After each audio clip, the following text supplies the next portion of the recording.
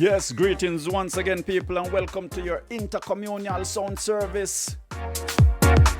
Tunes on a talk. As you can hear, the background music is a Love is a Bassline and Soul's Liberation collab. This one is called See You Again featuring Sims. This is the instrumental. Yeah. This week I got a really nice show lined up, and I've got today as my guest Dominga DeVitt, a historian, a poet, and she'll be giving some insight to the historical Hillbark House.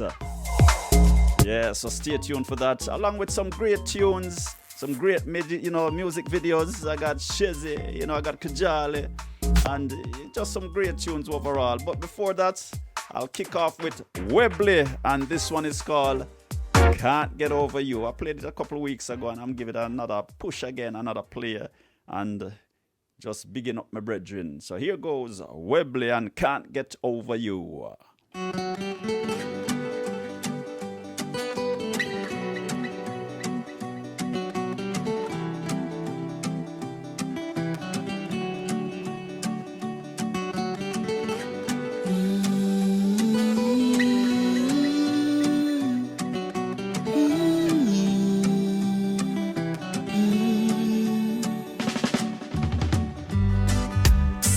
Pics of you today, and I didn't take it well, no, just the memories of you keeps messing with my head.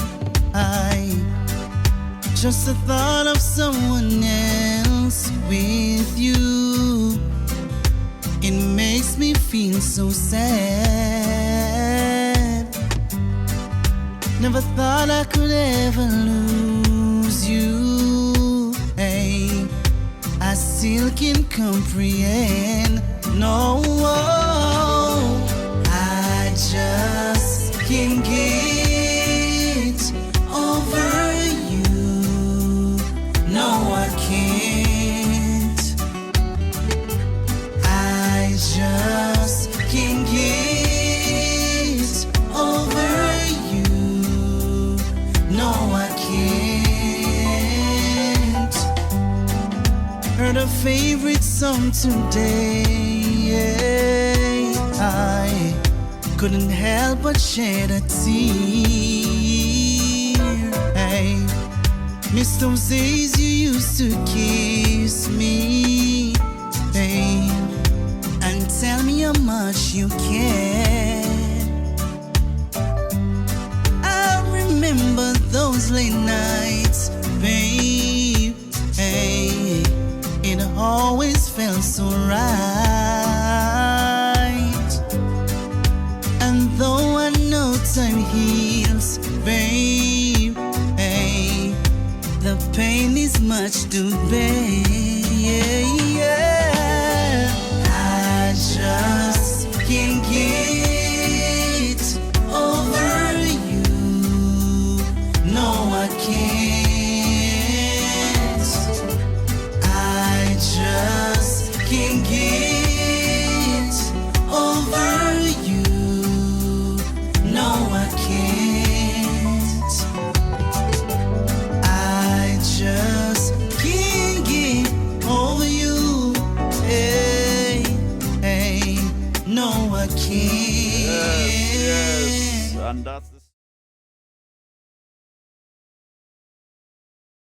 And that's the sound of Webley and Can't Get Over You. So check the description and, link up with the artists on the pages and all of that. Support the artists and just know they're giving great quality sounds, no doubt.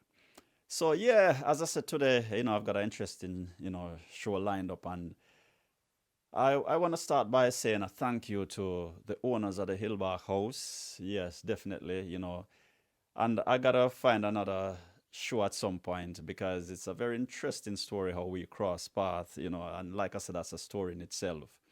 And as such, over the time and during this current time of the global crisis, being a musician, they have just openly supported me, by giving me the space to use and enhance my creativity and keep my focus and just keep a momentum while we all going through this current global, crisis. And that's the thing about humanity. There's some humanity left, and as I go on, I learn a lot more because learning is like the ocean. You just can never see it all.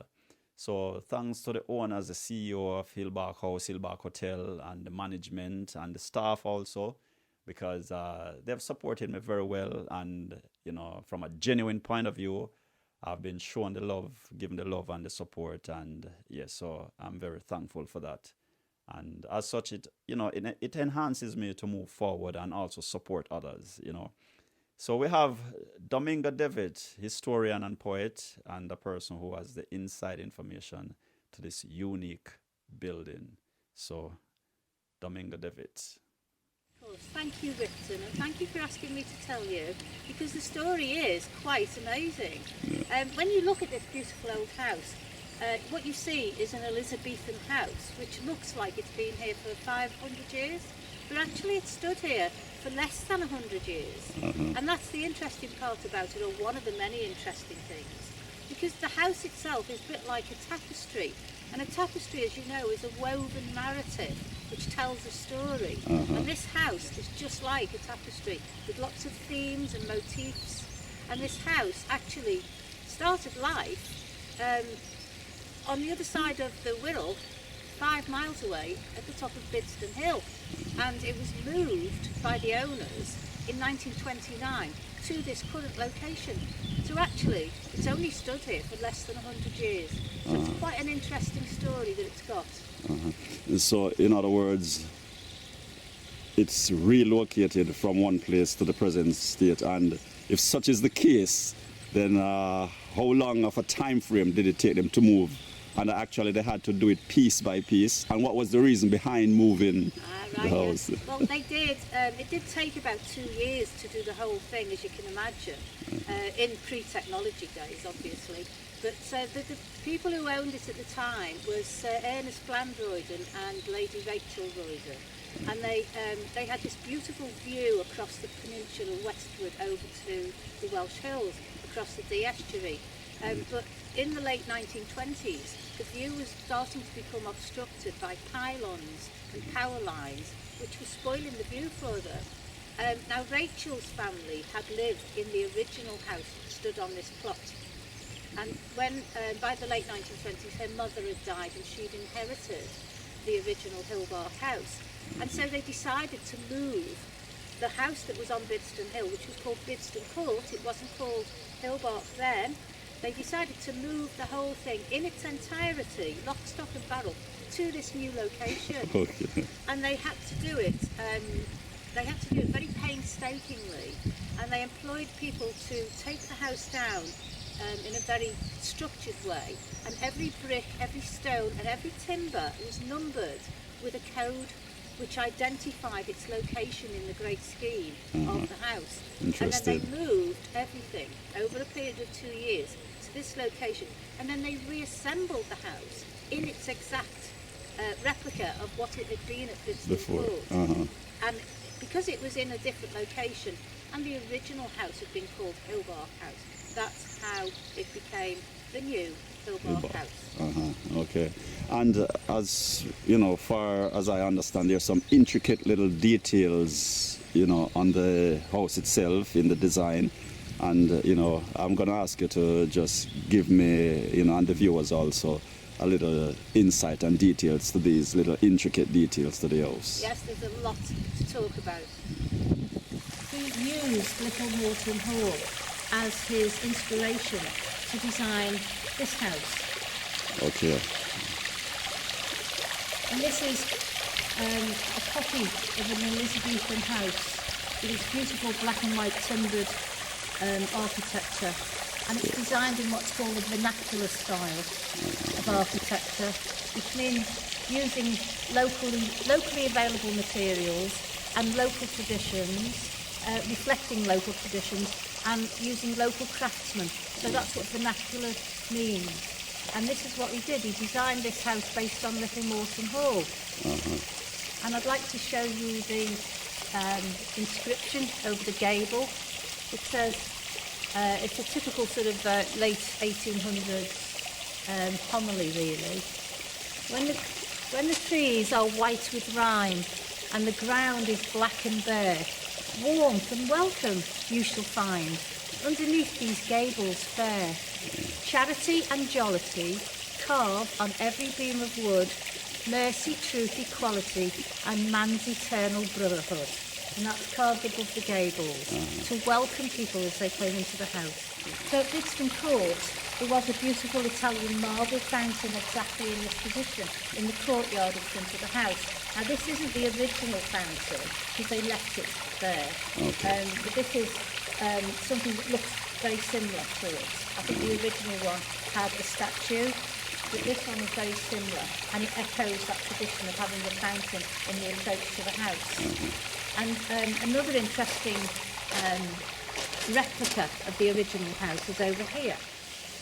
So this is another reminder of the person who actually built Brixton Court. There's a Robert William Hudson, and this is came over with the house. Hudson's Soap was a very famous soap manufacturer, and this is one of their little bowls for dogs to drink out of. And on the side it says, "Drink, puppy, drink, Hudson's Soap." It's quite a nice little memento. Now obviously it's very rusty and old looking, but it tells you a little bit more about the people who built this house in the beginning, which I will tell you more about in a minute. Yes, sir.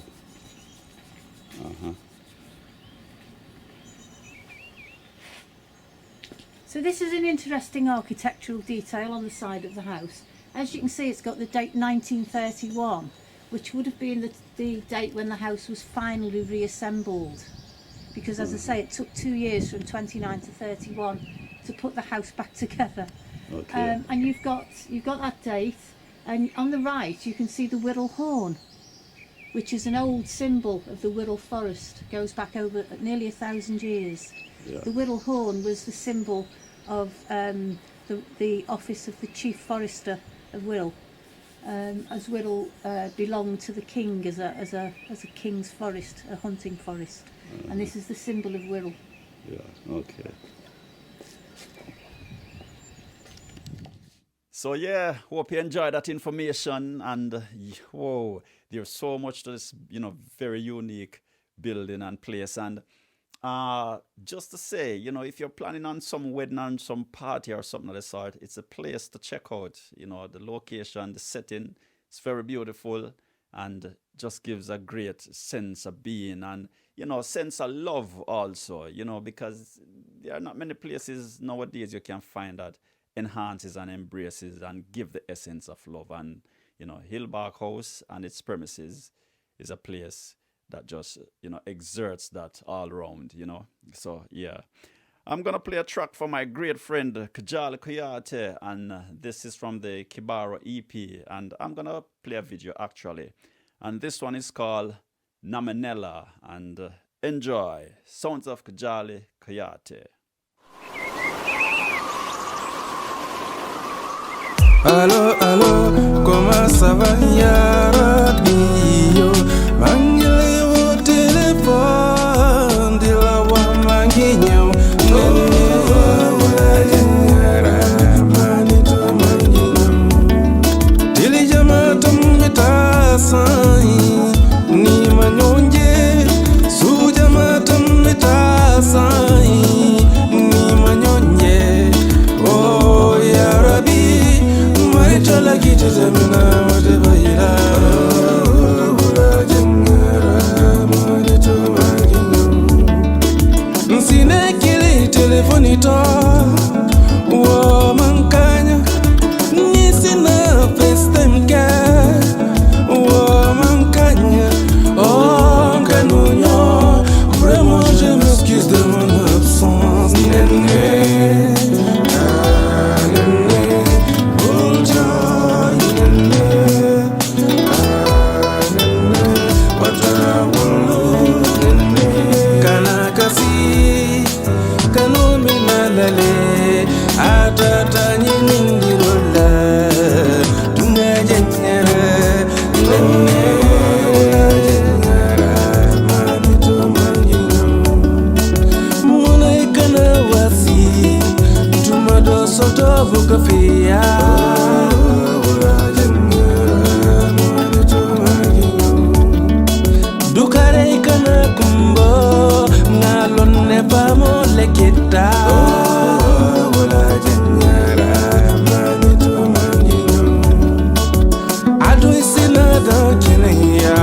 Katum ala lebe janso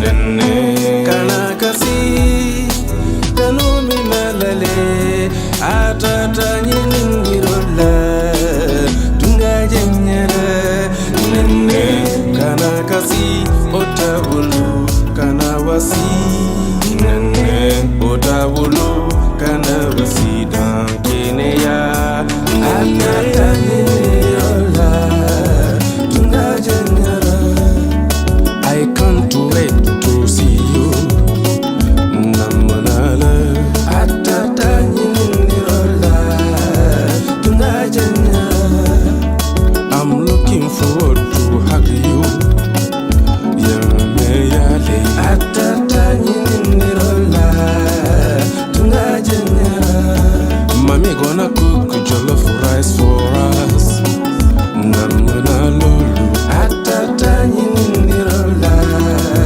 Tunga jenyere Nene Kana kasi watabulu Kana kasi Nene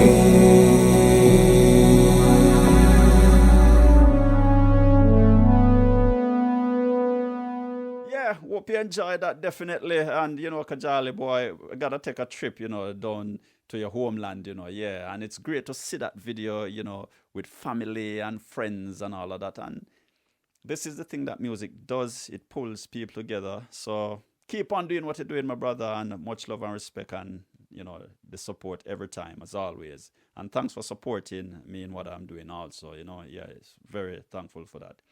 So as we continue with Miss Dominga DeVitt, you know, giving us some more insights to the legendary and historical Hillbark House. So this is a sundial. Yes, it's beautiful old. Well, it looks like it's got a copper overlay because it's gone a bit green. But this beautiful old sundial is also part of the house. There is a Latin inscription which says "Pereunт et imputantur," and if you remember your Latin from school, if you ever did Latin at school, it means the hours pass by and are reckoned to our account. In other words, don't waste a single minute. Seize the day, carpe diem. Carpe diem. Don't waste a day. And that was the motto of my high school back in Jamaica also. Oh, was it? Yeah, carpe diem. And it's got the Roman numerals. That's it, yeah. So it's a nice old thing, that.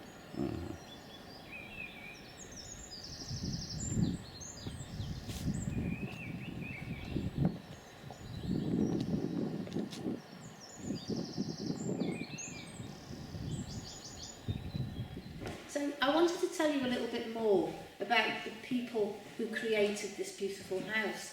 So in 1891, there was a chap called Robert William Hudson, and he was the son of a very famous soap manufacturer who'd invented soap flakes and soap powder, which, believe it or not, had not been invented before. Somebody didn't think about it, but his father did, and he created a very successful industry called Hudson's Soap. Very famous in the 1800s. And so Robert was the son, and he joined his father in the business. He became very, very wealthy. And they lived originally in a big old house called Bache Hall in Chester, which is actually right next to where the Countess of Chester Hospital is now. So that's where Robert William Hudson grew up. He had a love of historic buildings. He liked beautiful old buildings. And he also was living in Chester, and in the late 1800s, a very famous architect called John Douglas was recreating Gothic architecture in Chester with all those lovely black and white timbered buildings that again looked like Elizabethan buildings. Yeah. Some of them were, but he recreated a lot of the others to look like them. And so Robert William Hudson grew up in this sort of atmosphere where he liked this beautiful old building and the look of it. And so when he had enough money and after he got married, he decided that he wanted to build a beautiful old house of his own. So he chose this location on Bidston Hill, which is a strategically fantastic location because it's got a fabulous view right round So it's to panoramic. the Sea, Yeah. over to Wales, over to the top end of the Mersey Bay, and he built this beautiful house there, 5 miles away, and he called it Bidston Court. Okay. And he commissioned a local architect called Edward Ould, and that's O-U-L-D, to design the house for him. And the interesting thing about Edward Ould is that he was mentored by John Douglas. As I say, John Douglas was one of the revivalists of Gothic Elizabethan type architecture in Chester. And Edward Ould was trained by John Douglas. And so the house that you see today is the brainchild of Edward Ould. And he used as his inspiration an actual Elizabethan house called Little Morton Hall, which was built in Congleton in Cheshire. So he looked at that and he said, I'm going to recreate a version of that house for Mr. Hudson. And Hudson loved it, Edward Ould loved it, and they created this beautiful piece of architecture called Bidston Court. As I say, it was done in the vernacular style, which means it reflects local traditions. And everybody was quite amazed at the house because it looked as though it had sat on that spot for hundreds of years, and yet it was new. It was brand new, and yet it gave the appearance of age and solidity and lasting, you know, it had been there forever, endurance.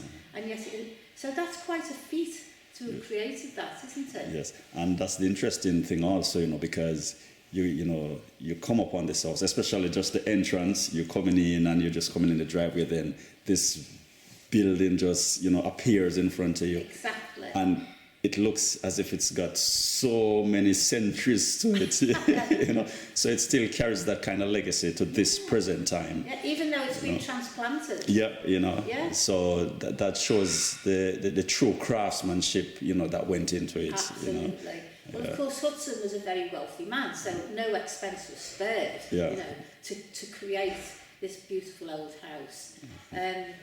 He left it to Edward Ould to do the design, but obviously he approved the design. And once it was done, once it was built, it became very famous across Europe. People used to come and look at the house, even then, as tourists, Even to this day. Even to this day, yeah. So, that shows the strength of, when something has value, taste, you can just find a lot of name, it carry on a legacy. Exactly. Because, from the time it was built and it attracted people to this present time in 2021, it's doing the same thing. And people are still going, gosh, isn't that lovely? Where did that come from? So it's very interesting. And what I love about the architect and the commissioner, the person who commissioned the job, is that it shows a high level of teamwork and appreciation of each other. Absolutely so. You're absolutely right, Victor. And the reason I say you're absolutely right is because Edward Ould had already written, or he wrote a book, and it was all about country houses and in Cheshire and music, local architecture, vernacular architecture. And he'd said in that book that you have to have a particular kind of soul to appreciate that kind of thing. And he was looking for a client who had that kind of soul, and he found it in Hudson. So the two had mutual interest. It merged properly. Yeah. Okay. So I wanted to tell you a bit more as well about the interior of the house, which was very much, in the beginning, it was Hudson's taste. Okay. All right, and there's a very interesting section I want you to elaborate more on, so we'll take a look at that. Okay. So after the house was built, you're talking about 1891 onwards now, the prevailing design, the trendiest design for houses at that time was the arts and crafts movement. It was a design movement which was spearheaded by someone called William Morris. And William Morris was a textile designer, and he came up with this idea of designs for everything from furniture to tapestries to textiles, and it was all about making things more elegant, more classical, if you like, and lighter and more delicate than the Victorian designs, which have been tended to be quite heavy, especially in furniture. So the arts and crafts movement was what was reflected in Bidston Court in its interior design. And the arts and crafts movement was very much a part of the pre-Raphaelite art movement as well. And what you can see here is you can see 8 stained glass window panels, and they're all designed, they're original William Morris panels, and it's very, very rare to find 8 panels like this all together, and that they are original William Morris. William Morris was part of the pre-Raphaelite art movement. The pre-Raphaelites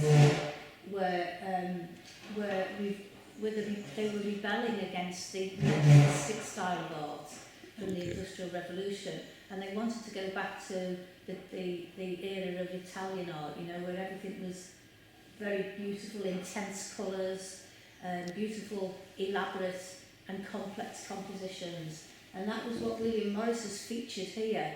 Now, we don't know for sure that he actually employed some of the famous pre-Raphaelite artists at the time, but it's very likely that he did, because Dante Gabriel Rossetti was still alive when this house was built in 1891, one of the most famous pre-Raphaelite artists. These are all pictures of poets, by the way. So you've got all people like Virgil and Horace and Dante and Milton. So, you know, these are people who would have been favoured as subjects by the pre-Raphaelites. And it's quite an important part of the arts and crafts movement. Because William Morris is an artist. He was a designer, yeah, and his designs are still in use today. You know, still people buy William Morris wallpaper, would you believe? And William Morris textiles. Because if my mind serves me right, there's a William Morris gallery, like a house, somewhere in Walthamstow in London. You know, so that's how the name. Oh, it's still very popular. Yeah. I've got some William Morris stuff at home. Yeah. But as you look around the house, you can see evidence of this style of design. So what we can see here is, again, it's a copy of what would have been in Little Morton Hall, because it's a minstrel's gallery. And it's in Elizabethan days, you know, the family would have been down here in the Great Hall having their meal, and they would have been entertained by the minstrels up on the gallery. And you can see that there's an inscription across the beam here, and it says, a hall, give room and foot it, girls, more light ye knaves, and turn the tables up. And that's a quotation from Romeo and Juliet. Okay. Yeah. Which obviously Hudson particularly liked. And it's actually from, it's actually in the play, it is spoken by Lord Capulet. And as you know, the play is about the rivalry between the houses of Montague and Capulet. And Lord Capulet has decided to give a banquet and a ball in honour of his daughter, Juliet. And meanwhile, Romeo, who is of the house of Montague, has fallen in love with somebody who he knows will be at the ball. So he decides to go to the ball, and when he goes, he forgets all about the woman he came to see, because he spies the beautiful Juliet and falls madly in love with her at first sight. And so this quotation is all about Lord Capulet saying, come on, we're going to have a really nice time tonight. And I realised the style of writing, for example, in the turn, it's like a V, you know, and the up, you know, so it's interesting in many little ways. And I get the feeling that in this section there was a lot of performance, you know, going on in this great hall. So there would have been, obviously, when the Hudson family lived in Bidston Court, and they would have held dinners here, and they also would have held dinners in the dining room, which was next door. But sometimes they would have held a party in this room. Yeah. And it was the 1890s, the early 1900s, so they would have danced here.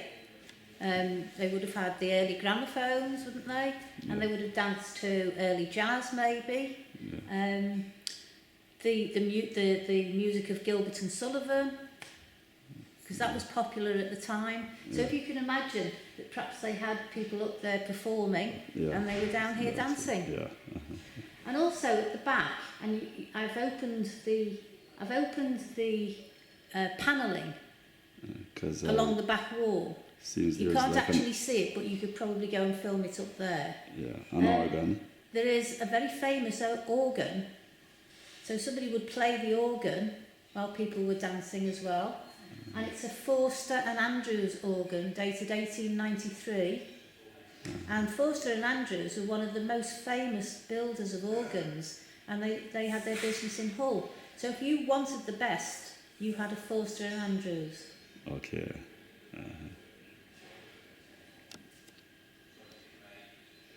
So we're gonna take one more track and then close up with Dominga.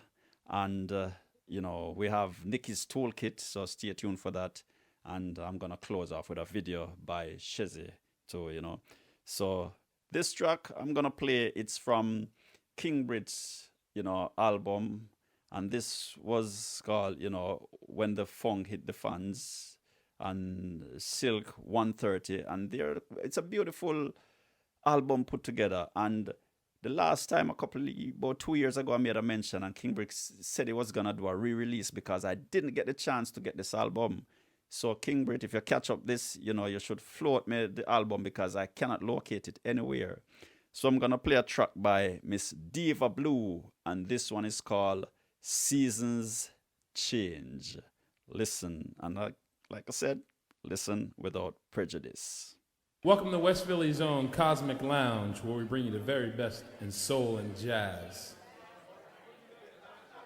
Tonight, Miss Diva Blue.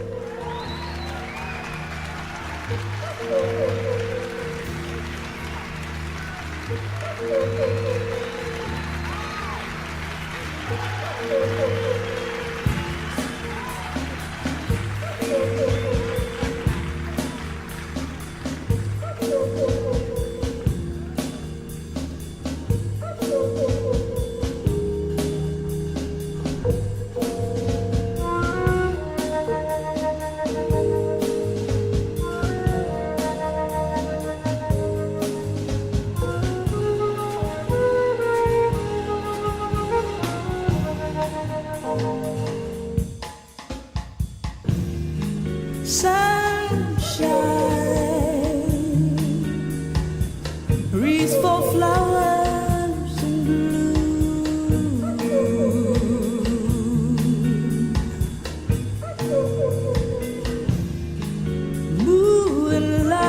Moonlight, honey drips from love and June.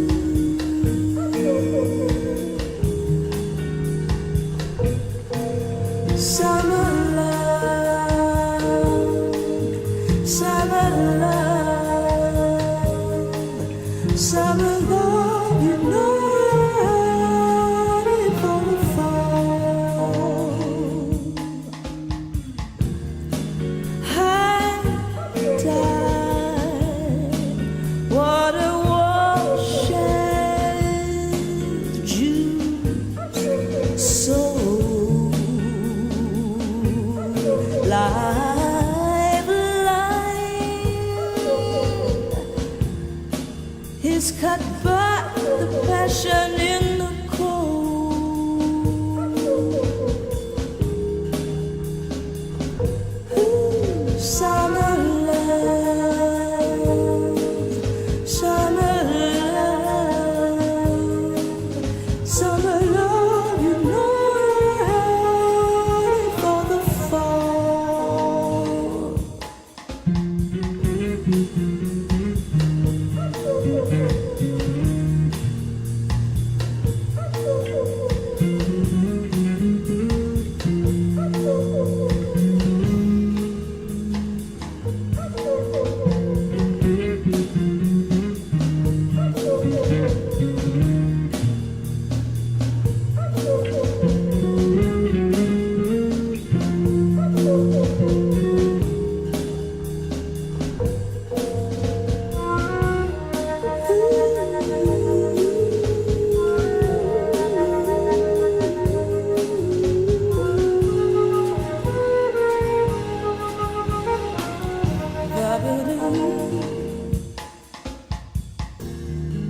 lost sight. The sound of the wind fills the room. Snow blind, seasons change after June. Yeah. Summer love, summer love, summer love, you know it's gonna fall.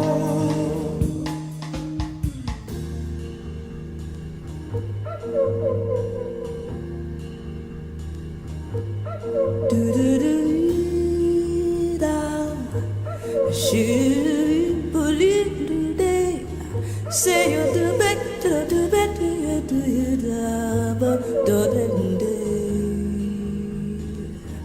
Baba, so do do, so do do, dream, dream, that, such the boy and do.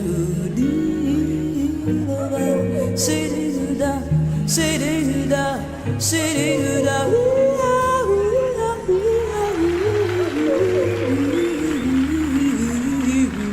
Da da da. But sada, sha sha sha sha baby.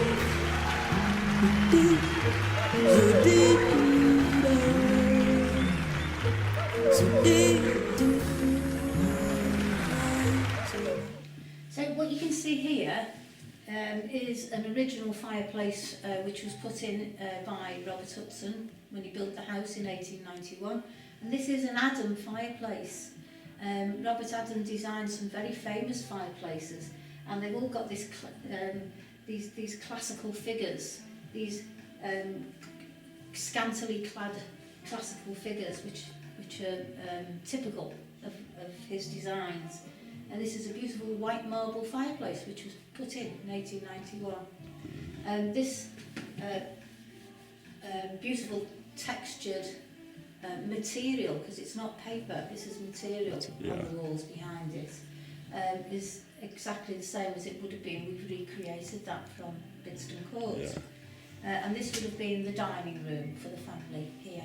Okay. So there's a lot of craftsmanship, you know, within every aspect of the building, as far as I'm gathering, you know. And it's very interesting because for me, as they would say in this modern time, you wonder how they go about creating these designs, whether from wood, brass, you know, the tool they use. And, you know, it just goes to show, you know, date back centuries, craftsmanship was always, you know, a thing of beauty. You can see how delicately the feet have been created, and even the toenails, they look absolutely perfect, don't they? And this is marble, you know, it's hard, isn't it? That's the thing, it's like even carving from bone, you know, Exactly. it's really complex. So as you walk around this house, what you'll notice that is the fireplaces, and every single fireplace is different. Every single one is individually designed, and they're all beautiful works of art in their own right.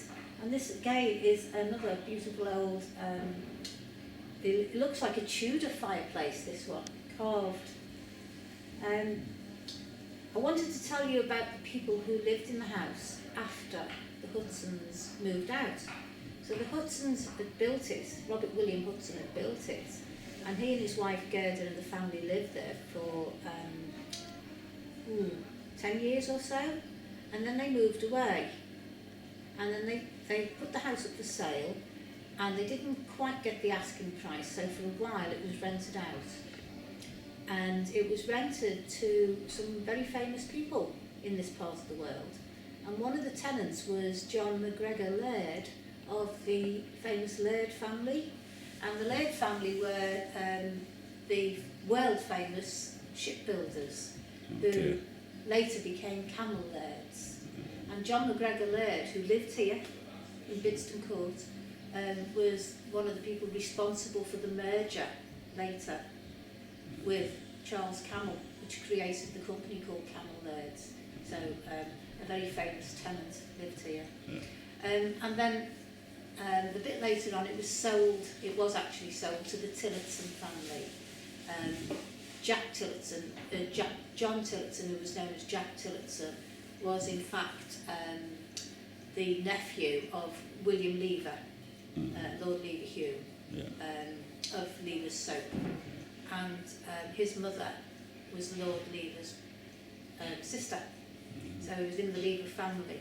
And so they bought the house, and they lived here until, still Bidston Court, still wasn't here in this location. They lived there until 1915, and then Jack Tillotson died, and the house then went up for sale the following year, and that's when the Roydens bought the house in 1916. And it was bought by Ernest Bland-Royden and his wife Rachel.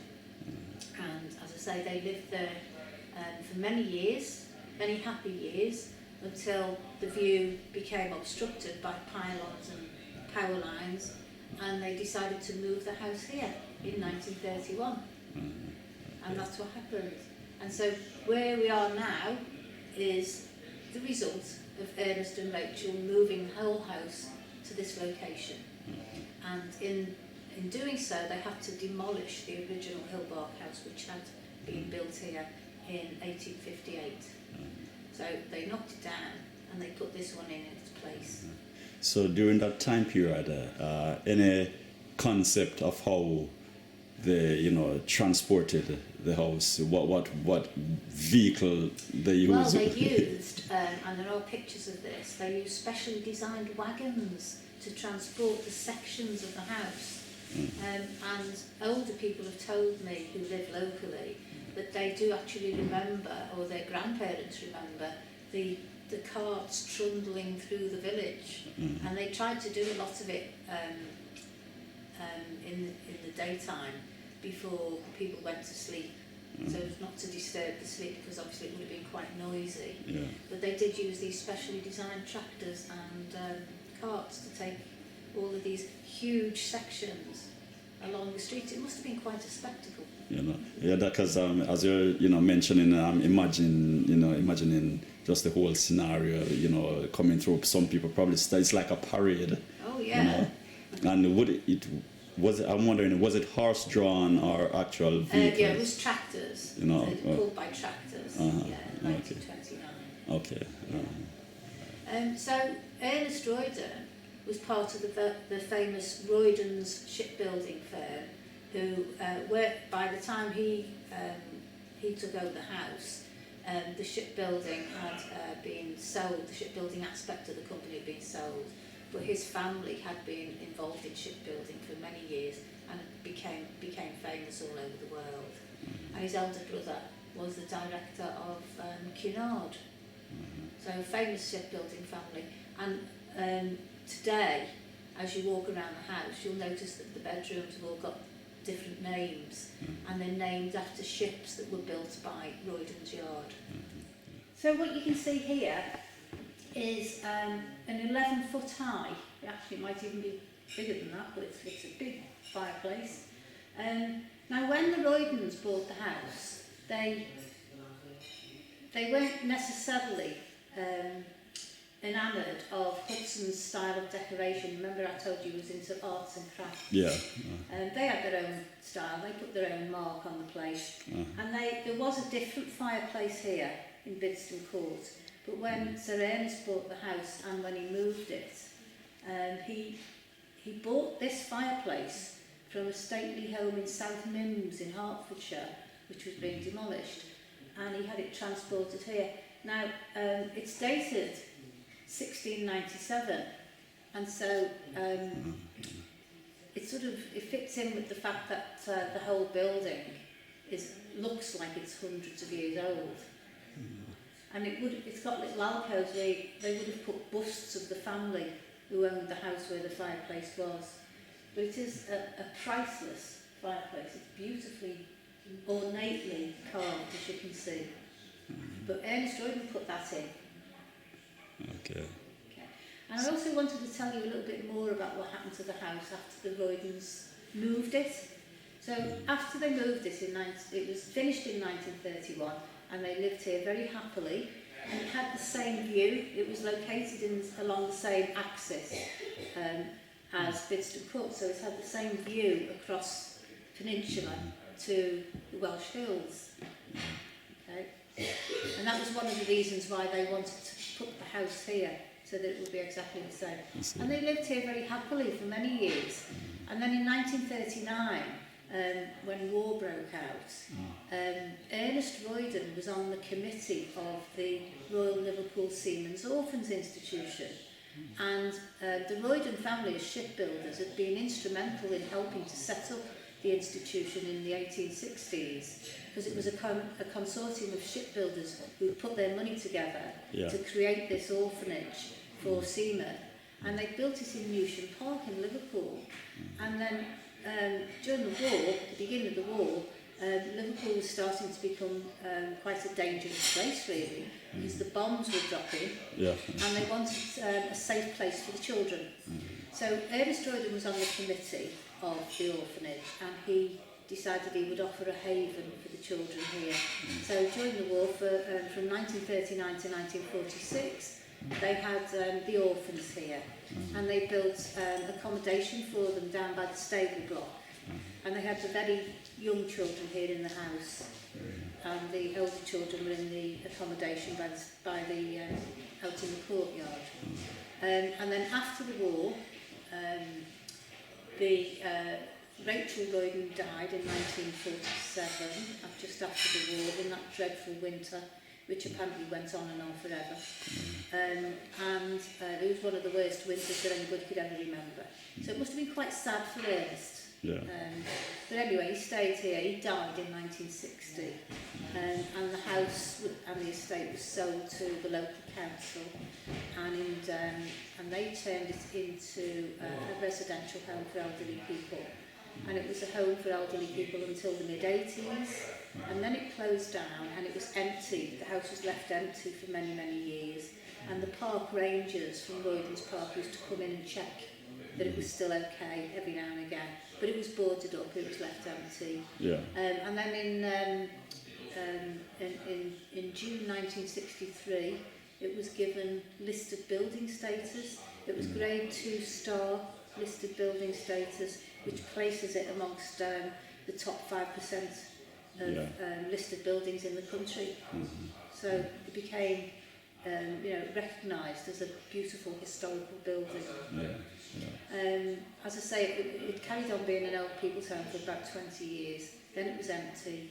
The current owners, Craig and Lisa Baker, bought it in 2000, and they've turned it back into the beautiful thing that it was envisaged back in 1891 by Robert Hudson and Edward Ould, and they spent a lot of money recreating the beauty and the style and the grace of the interior fittings and the architecture, and they've invested money in it, and it's become a very successful, very popular place for weddings, very popular hotel, and it's unique. And it is unique because it has been given 5-star status as a hotel, and it's the smallest hotel in the UK to have been given 5-star status. So it is unique. And that's the story of this fantastic building. Because what's interesting for me, kind of simplified and minimalized things just from the the concept of the building to the present time. And one thing that structures through it's love. Absolutely. If I break it down just from the whole designing and the commission and the job to even you mentioned about the children and the orphanage and how Ernest devoted his time, and then the old people. And then it was closed, and then the new current owners, to restore and put that effort. So, like I said, those 4 letters were just transcend from the beginning to this point for me. There's a love. Yeah, and the carving, the inscription at the front there, mercy, truth, equality, and man's eternal brotherhood over, Yeah. over the entrance. It says it all, really, doesn't it, about this house? Yeah. So, as I would say in my terms, within every building there's a story. Yeah. All right. So thanks for that, Dominga. You're very welcome. I know there are a few other buildings under your belt. You've got some historical facts. So maybe at some point in the future we'll have another chat in regards to that. Lots to tell you. Yes. So thank you very much for sharing your time and you're space very and that welcome. information. Thank you. Yeah.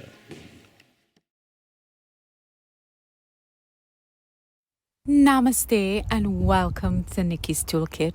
I am Nickie and you have joined me in the virtual place and space where we share time and space, reasoning, talking about things that are nourishing and supportive for a wholesome life.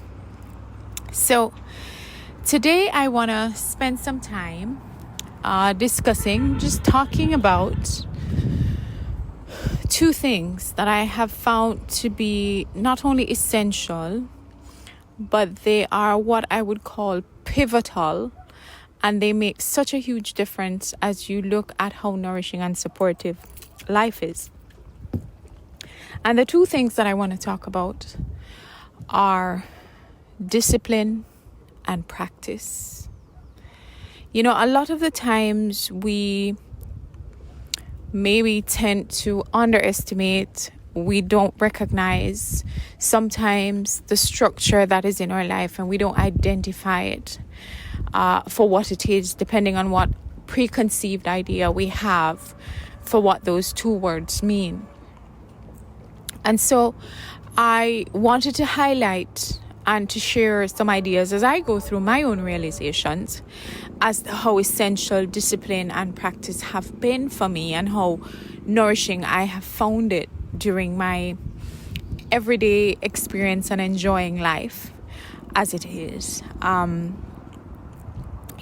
Discipline is, I find, for me, my definition is discipline is my agreement with myself as to what I am going to invest in, why I am investing in something, and why it is essential. So for me, discipline is that contract that I have with myself. And when you have a contract with yourself, it redefines how you approach, how you embrace, how you execute, how you define, how you identify anything that you are doing in or with your life. And then practice for me is, what do you then do with that agreement or that contract? Having agreed that this is what you want to be able to do, having agreed that this is what is best and supportive for you, how are you going to ensure that it does support you? And so the practice is what is essential. And a lot of the times I find that we sometimes overcomplicate things in terms of finding nourishment and support in our everyday existence. And so when we think of discipline and practice, we put it at a level that is, I'm going to say, Olympic in terms of how big on the stage that we've put it. But for me, discipline and practice are things as simple as when you wake up in the morning, having the discipline to embrace a particular routine, whether it is that it's just you, whether you have a family, whether you have just a partner, whether you're the caregiver for somebody, the discipline to be able to understand with self that before you can give anything to anybody, you have to be whole. And once you have that agreement with yourself, then you put into practice the things that you need for nourishment before you can, face anything else or anybody else where that is concerned. It's the grounding part of your standing firm and standing tall in your grace as the amazing oak tree or the amazing mountain that you see within yourself. And if you don't see it, that you have the capability, the potential, and access to within yourself. And so for me, I spent some time today revisiting and in recent times revisiting discipline for me. What are some of the things disciplined about? What are some of the things that I need to celebrate in terms of the practices, in terms of how nourishing they have been for me? And I wanted to put that out to you today. Have you given any thought to the importance of discipline and practice in terms of how supportive it is for you for a wholesome and nourishing life without overcomplicating the matter? You know, the discipline to wake up in the morning and to smile. The discipline to say, okay, I want to be able to start eating much better, for example, if it's your diet. And having the presence not to overcomplicate it by immediately switching everything that's in your diet. But saying to yourself, okay, I'm going to have a salad a week. I need to eat more veggies, so I'm going to make sure I have at least one salad during the week. Having the discipline to make that agreement with yourself honestly. So bringing everything to the table, making it honestly. And then executing with the practice of making sure that with that commitment to self, you are carrying out and making sure you do that one salad per week.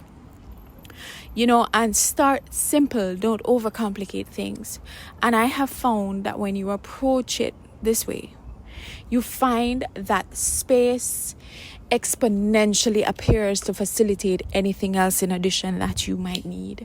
And so living a wholesome, nourished, nourishing, supported, and supportive life becomes effortless. Today, I thank you for joining me at this time and in this space.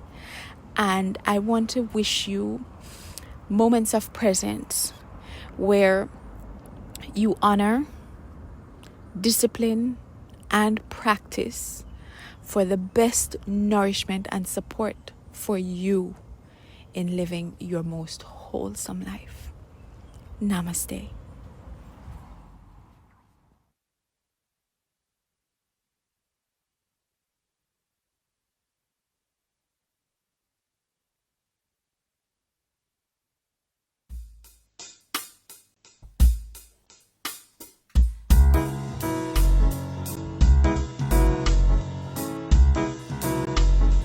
God is gonna speak the look from right out of his mouth.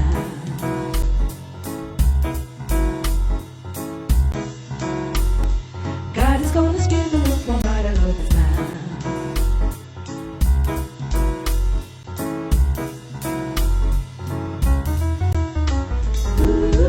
I've been walking with the Lord now 20 years and more.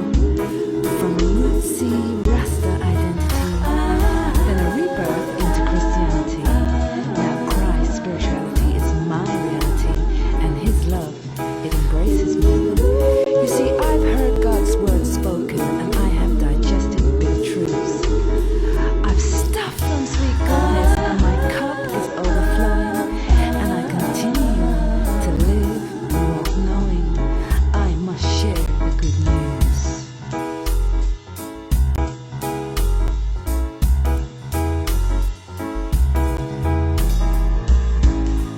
Sitting on a church pew, getting old, and I'm sitting next to you, feeling cold, cold, cold. Can you tell me what's wrong with your spiritual complacency? When you know your neighborhood's living in a state of emergency.